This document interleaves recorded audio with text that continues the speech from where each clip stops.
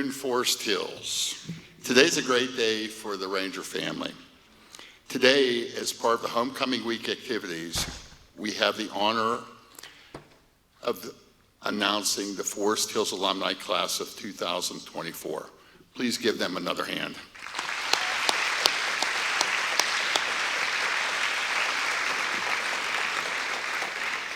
Each of these individuals have made significant contributions to their area of study, have accomplished extraordinary feats in their careers, and giving back to their communities while remaining true to the start of Forest Hills and always maintaining the motto, excellence is a tradition. Our first recognition will go to Dr. Gregory Reighard. Dr. Gregory Reighard is a member of the class of 1973. Graduating as salutatorian and president of the National Honor Society.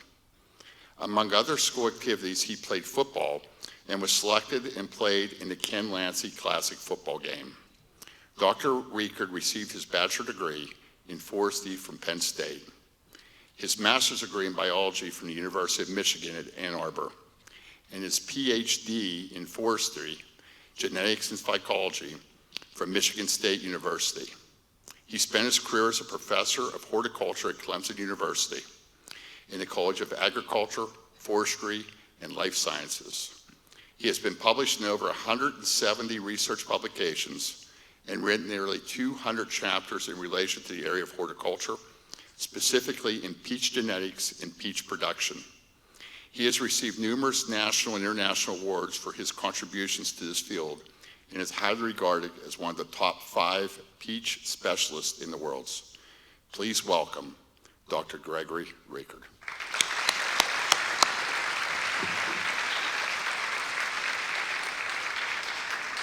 Wow, thanks. Geez, you already gave the standing ovation, so.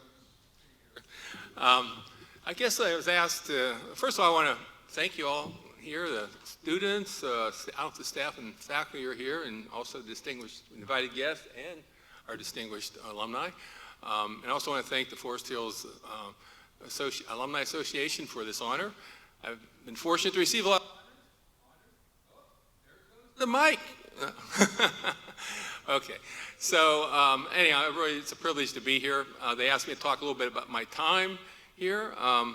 I grew up in Mount Hope, which is above Liberty Park, up on the hill there, and I spent my whole years here before I went to college. My grandfather had a small farm, so I loved gardening. I did a lot of tree planting on the strip mines, Fiffick Town. Now it's been all restripped, but I spent a lot of time in the woods, hunting and fishing, because that's what we did. And I played a lot of sports. But my education started at St. Michael, the elementary, which is the long barn right there, just down the road. At that time, our playground was all asphalt. There was no grass. It was just an asphalt parking lot, more or less. A few monkey bars, seesaw, a few things like that. And we had 2 basketball hoops we played. And our green grass or ground was the cinder pile where they burned coal. And I know I played a lot of marbles there, and I still got my marbles from back then. But I did have very good teachers. We had one teacher per class for the whole year. My first, we didn't have kindergarten. We started as first grade. Miss Topper was my first grade teacher. Mrs. Adams was my second grade teacher. Miss Greer was my third and fourth grade teacher. Cannon was my sixth. I don't remember the 5th grade teacher. Oh well. But the point is, they did a good job. We didn't have iPhones or internet. We just had books and a chalkboard. So we did learn. I think I learned a lot. I was the editor of the 6th grade paper, and I was the spelling bee person that represented the school. And for entertainment, since we had a lot of chalkboards, our teachers would allow us to have eraser head races, a tag. You put an eraser on your head, and you run around and chase people, and if you get tagged, you're out, and whoever is left with their eraser on their head is the winner. And I had the flattest head, so guess what? I won. So I remember that. That's been 50-some years ago. But it's amazing what you remember. We had middle school, which was junior high, 7th to 9th, up in Triangle School, which was in Curl Township, up by the Buckhorn. Once again, we had pretty good, well, I'd say we had good teachers. My main memories is football. We got to play football there. My coach was Earl Wadsworth, and he taught you discipline. I mean, I don't know what the coaches are allowed to do now, but he'd grab you and drag your butt around if you didn't do things right. So I learned a little bit about discipline playing football. Okay, so it brings me here, 10th through 12th grade. This wasn't the school I had. We didn't have this technology. The school we had was built in 1916, so obviously it was a bit old even when I started. The teaching I thought was excellent. Once again, we all had chalkboards. We didn't have computers, didn't have internet, what have you. So everything was learned by books and on the chalkboard. I particularly, since I like the outdoors, I didn't really like chemistry and physics, but I needed to take that and because it's part of science. And Mr. Endler was was my science teacher as far as physics and chemistry. And really, I was bored in school to some extent, and he really got me thinking about what am I going to do with my future. And I always said, well, some of my friends are going to go into the mill. The steel mills were running. They were making great money, even as a janitor. He said, okay, go be a janitor. Go be a janitor. See what you're going to do for 50 years, just sweep floors. Anyhow, he was counterintuitive, but he got me to actually pay more attention, and I did end up doing pretty well, even in those subjects. But and the other teachers were encouraging too. And so, if you have a good teacher, they're looking for your best interest, not their own. So, another thing I remember is sports. I did play football. I remember the coaches real well. I remember them all real well because I was a lineman, and at that time I was the only lineman that played both ways. So practice was really a bugger because I got beat up on both sides of the ball, and I hated going to practice. Well, I had Fred Vespa was my line coach, and he was a classmate of Frank Cush, who was the notorious coach for Arizona State for many years, where he made his football players run up that hill in Tempe, Arizona. It's like 100 degrees, and that hill is steep if you've ever been out there. Well, he would always say, I'm going to make you guys tough. And so your parking lot out here was the old cinder ash pile from when they used to burn coal in the old building. And he'd make us go down there to practice. And since at that time, we played all 4-point stance. We didn't do no 3-point stance. It was all 4-point stance. So we'd go down there and do all our drills, crab walks, everything in that cinder pile. And then we do the Oklahoma drill in that cinder pile. And he said, if you have to practice here, heck, playing on grass would be a piece of cake. And he was right. It was nice to play on grass. So the other thing I remember about my football days was, I don't know if it was Coach Sponsky, but the coaches always told us, and this is, I think, one thing I took with me is, you should work, whatever you're doing, work at to be better. You're either going to get better or you're going to get worse. Nothing stays the same. This world changes constantly, and he was so true about that. If you just want to go with what you're gifted with without working on it, your future will actually will actually not say go downhill, but there'll be people that will surpass you. So once again, I always remember, if you're going to do something, work at it and do it well, because you're not going to stay the same. You'll just actually decrease. And I remember that. They used to tell us all the time at practice. And then lastly, I think what I really remember is the community. We always had great crowds at our football games, basketball games, and other sports as well as regular, drama, plays and whatever. The community really showed that they really cared about the school. And I think that's something I took with me, because I always was proud to say I was from Forest Hills. We always, of course, we had great football teams at that time. You guys are going to win tonight, right? I mean, I hope so. I couldn't find my old football jersey, but I have it, and I can still wear it. And I was number 67, but so I've kept it for 50-some years. But so that take home the community, the teaching, and then whatever activities that I was involved in. I really took all that and used that in my career. And I guess the take-home message is a couple things. If you got to get along with people. You're in an era where politics is really nasty. You really got to work. Teamwork gets you somewhere. I found that out playing sports. I've been on international committees, working with people of all different races and languages, and teamwork is what will get you forward. Another thing I think is you can't be afraid to fail. Try different things. If you fail, I've failed many times, but you learn from your failures, and then you find out what you're good at also. So don't be afraid to take a chance on something. Don't just sit and be a wallflower and say, I'm afraid to do it because I won't do well. So please try that. Another thing is be curious about things. Whether you read or you got the internet now, you can find out almost anything, but volunteer or be in a club or something like that. You need to explore to find out what really excites you, because you need to know what excites you, so that gives you something. The last thing I want to say is something to pursue, a passion. And that's what I did. I found out I worked with forest trees, but I ended up working with peaches, and that's just the way it worked. But you got to find your passion, and then whatever you find your passion for, work won't be work, it'll be a lifestyle. And if you're doing a lifestyle, you will be successful, and you'll be content with what happens with your life, and also the people around you, and also you're very productive for society. So consider those. It's simple things to consider, but that's how I've sort of lived my life. So once again, thank you very much. I appreciate it. Bye.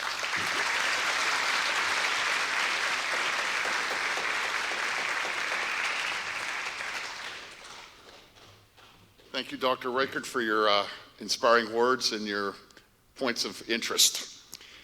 The second candidate we're going to speak about is Mr. Galen George. Mr. Galen George is a graduate of the class of 1980. In his senior year at Forest Hills, he participated in the work-study program as a way to pay for his future color studies at Penn State University, where he received his bachelor's degree in accounting. He went on to earn his Master's of Arts in Personnel Administration and Industrial Relations from St. Francis University. Galen and his wife Lori started George Trailers Incorporated in their backyard in Mount Hope and have successfully expanded the business to its current location in Gallitzin, providing temporary office buildings, modular buildings, and storage facilities for major construction, highway, industrial, and commercial projects across Pennsylvania. Mr. George is actively involved in the Forest Hills community, serving on the school board, as a member of the South Fork Historical Society, and volunteering with the South Fork Lions Club. He was instrumental working with Forest Hills High School to start the Leo's Club, which is a student-run organization which works with the Lions Club to give back to the community. Mr. George also generously supports many school groups and activities, local libraries, fire departments, and other charities. Please welcome Mr. Galen George.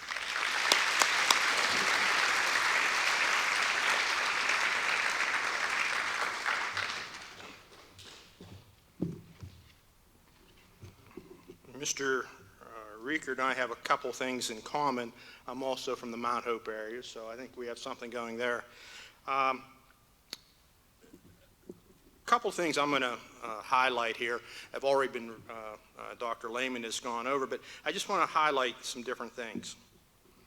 But first of all, I want to start by expressing my gratitude to Forest Hills Alumni Association for this incredible recognition. It's truly an honor. I'd also like to acknowledge and thank our parents. My parents and my in-laws are here. Fellow alumni, board members, administrators, teachers, support staff, Dr. Lehman and Dr. Knable specifically. And I don't want to leave out my wife. Lori kind of keeps the guardrails on me. She has the ability to not only motivate me, but also hold me back when I get into some crazy ideas, so thank you. The definition of an entrepreneur is someone who organizes, manages, and assumes the risks of a business or enterprise. To me, there are three ingredients to becoming an entrepreneur: plan, passion, and preparation. My first big plan was in second grade when our teacher asked the class what we wanted to be when we grow up. Some of my classmates said they wanted to be teachers, nurses, firefighters, and football players. But when it's my turn, I confidently said, I want to be a professional race car driver. I felt prepared because my family went to dirt track races every weekend, and we had fast go-karts and fast snowmobiles. But eventually, I realized that wasn't going to be a practical career option. By my junior year of high school, I was panicking. I had no plan, no passion, and no clue about how to prepare for a future career. My dad suggested accounting. And although I hesitated at first, he convinced me it was a solid way to prepare for a business career. With that advice, I took accounting classes during my junior and senior years, and even joined the co-op program to help save money for college. In 1984, I graduated from Penn State with a bachelor's degree in accounting, and later earned the master's degree in personnel administration and industrial relations from St. Francis, which was a tremendous asset in my future business career. While I had my plan and my preparation, I was still searching for my passion. After graduation, I wasn't thrilled about pursuing a career in accounting. But sometimes life throws you opportunities when you least expect them. A job opened up at a company in Altoona that rented office trailers and storage trailers. I had no idea what that even was, but I took the job and learned a great deal from my boss about business and relationships. These experiences became invaluable later in my career. In 1991, Lori and I discovered our passion. We became entrepreneurs, starting George Trailers Incorporated, an equipment rental company specializing in office trailers, modular buildings, and storage containers. We did start that business in our backyard. My father-in-law helped us along the way. We eventually moved to a facility in Gallitzin where we are today. We provide equipment all over the state of Pennsylvania, and right now we have several projects up at Penn State University that are ongoing. If you're considering entrepreneurship, here are a few things to keep in mind. Know your product, your customers, and your competitors. Find your special niche. Build a solid business plan, especially if you're seeking investors. Be prepared for the bank before the bank asks for information. It shows you've done your homework. Understand that you won't always succeed right away, and that's okay. Always be thankful for your customers' time and ask how you can improve for future opportunities. Most importantly, never badmouth your competition. It doesn't work. At the end of the day, the most important thing you're selling is yourself. While the risks of entrepreneurship are many, the rewards, both personally and financially, are worth it. Beyond entrepreneurship, I believe community service is a lifelong commitment. I currently serve as the Forest Hill School Board President and the Greater Johnstown Career and Technology Joint Operating Board Chairman. In these roles, I've been fortunate to work with amazing people, all dedicated to providing students like you navigate the world beyond high school. I'm also excited to work on the Future Ready Ranger program, which aims to bridge the gap between education and employment, ensuring that every student is career and college ready upon graduation. In addition to my role with the school boards, I'm active in other community groups like the South Fork Lions Club, where I recently served as 14J District Governor for the state of Pennsylvania. I'm proud to say the South Fork and Adams Township Lions Club has sponsored the Forest Hills Leo Club, which Dr. Lehman alluded to earlier, a student-led organization that raises funds for causes like childhood cancer. Recently, the Leo Club teamed up with the girls' volleyball team to raise over $2,000. Tremendous. So, as you think about your future, I consider you to consider not only your career aspirations, but also how you can give back to the community that has supported you. If not now, when? If not you, who? I've been blessed to grow up, graduate, raise a family, and build a business all within the Forest Hills community. Now, I'm excited to watch my grandchildren carve out their own paths in life here as well. Thank you, and I wish you the best of luck on your journeys ahead.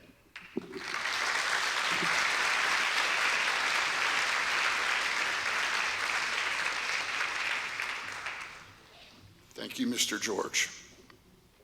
Our third honoree that we're going to recognize today is Dr. Sara Sarnoski.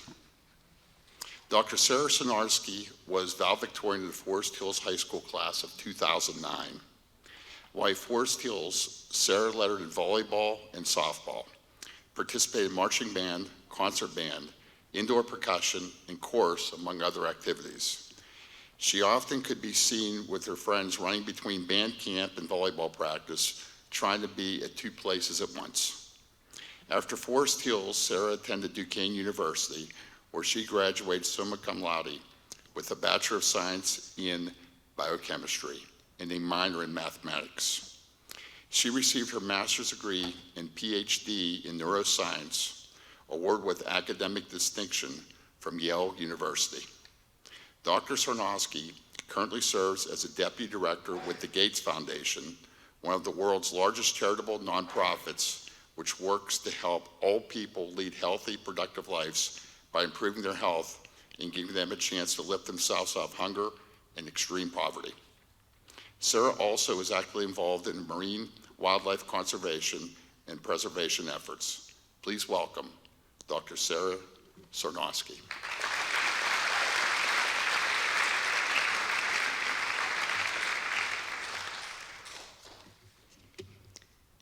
First, I want to echo the thanks that my fellow distinguished alumni have given to the Forest Hills Alumni Association and to this wonderful community. It's really great to be back here and to see this new building, which was built after I left, so it's been, and many thanks to folks that are up here as well.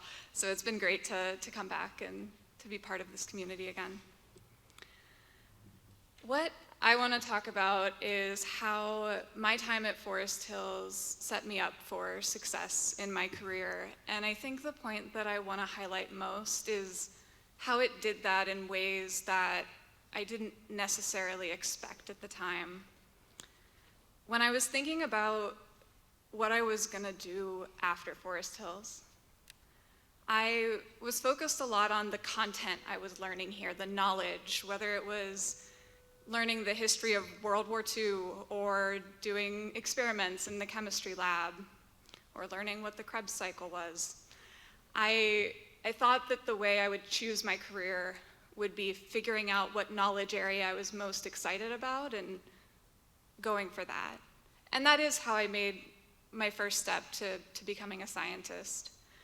But then along the way, I started to notice that what made me happier was when I identified what skills and activities I was doing on a day-to-day basis and started making career choices based on that.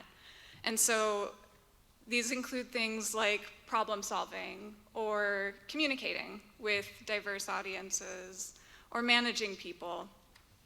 And I've learned over time that it's really these fundamental skills and the mix of them in the career that I chose that have made me happy. And so I went from a scientist where I was spending most of my time solving problems, often by myself in a lab. And while I enjoyed that career, I found that I wanted more interaction with others. And so then I transitioned to a career helping large multi-billion-dollar companies and philanthropies figure out how to operate more effectively. And in that, I got to still solve problems in the same way I was as a scientist, but also have more communication, interaction with others, and I also started to manage teams. And now in this most recent change in my career, I found that managing people and managing teams is actually something that I'm most excited and passionate about. And so I recently stepped in to lead a team at the Gates Foundation, where we distribute $100 million per year to help create access to safe water and sanitation in the world. And when I look back at my time at Forest Hills, a lot of the skills that I mentioned, the problem solving, the communication, the management, these are things that I did learn in the classroom. Maybe it was doing fruit fly experiments in the AP biology lab. but they were also things that I learned in many of the other activities that my distinguished alumni colleagues also mentioned: playing sports, engaging in extracurriculars, frankly, even just hanging out with friends after school and learning how to solve, we live very far apart. How do we find the right place to connect where we can, come together and have fun? And so this helped me to really build and develop skills like, again, learning to solve complex problems. I grew up on a farm, looking at my dad in the audience. The horses would sometimes get out. How do you figure out how to, go find where the horses went and bring them back?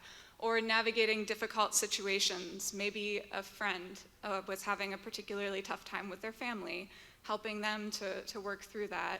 Or accepting criticism and learning to improve. And so making a mistake on the volleyball court or in the marching band, and learning to accept, constructive feedback and do better going forward.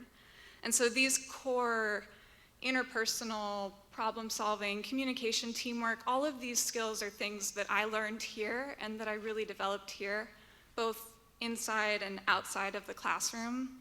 And today, by focusing both on things that I'm passionate about and what skills give me energy, I've been able to enter into a career that I'm both excited about in the long term and on a day-to-day basis. And so there was a mention of marine conservation. My dream when I was at Forest Hills was to become a dolphin trainer. Today, I have a house in Florida. I swim with manatees most winters for a good amount of time. I volunteer with the Florida Wildlife Conservation Commission to rescue, rehabilitate, and relieve sick and injured marine mammals in our area. And then my job at the Gates Foundation focuses really on improving sanitation and water conservation, and the type of work that we're doing will help reduce pollution in our oceans and make the environment safer for manatees and marine mammals, and it will also help people who need these safe sanitation and water solutions. And so for me, navigating my career based on the skills and activities that I've been interested in, and less on sort of the knowledge that or the content area that I might want to do, it's allowed me to create a fulfilling career. And I hope that as you consider what might be next for you, yes, think about the topics that you're passionate about, but also think about what types of activities and skills you want to use every day, and consider careers that will allow you to use those skills. Thank you.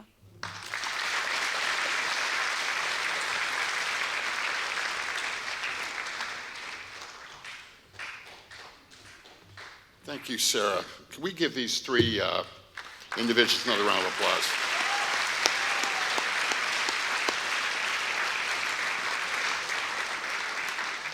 The final recipient, I'm going to read their bio.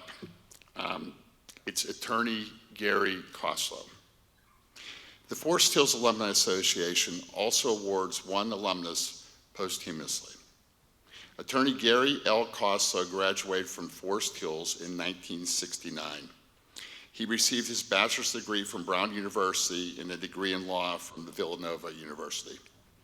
He was a member of the Cambria County Bar Association, where he served as president. He also was admitted to the bar of the United States Supreme Court and argued cases before the Pennsylvania Supreme Court and the Superior Court. He was a former public offender and assistant district attorney for Cambria County. He served as local community solicitor for various government agencies, including the Adams Township Zoning Board, the Adams Township Water Authority, and the Forest Hills Municipal Authority. Attorney Costlow was instrumental in starting the Forest Hills mock trial team in 1991 and served as advisor and mentor for many years, often riding along in the team bus to local and state matches. He spoke proudly and with gratitude of the solid education he received from the Forest Hills School District, which gave him the foundation to become a scholar and success in life. Attorney Costlow passed away in January 2022. Attorney Gary Costlow. Please give him a round.